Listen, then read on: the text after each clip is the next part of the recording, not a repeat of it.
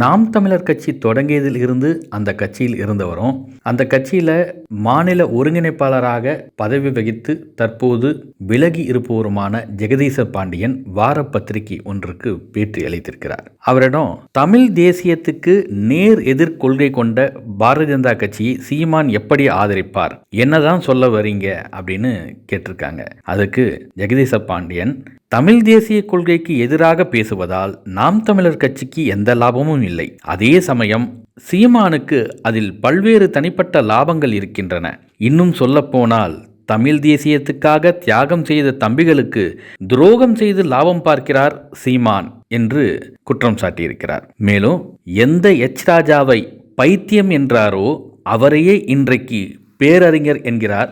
சீமான் அடையாளப்படுத்தும் இந்த பேரறிஞர்களும் அறிவுஜீவிகளும் தலைவர் பிரபாகரனை ஏற்றுக்கொள்வார்களா என்றும் ஜெகதீச பாண்டியன் கேள்வி எழுப்பியிருக்கிறார்.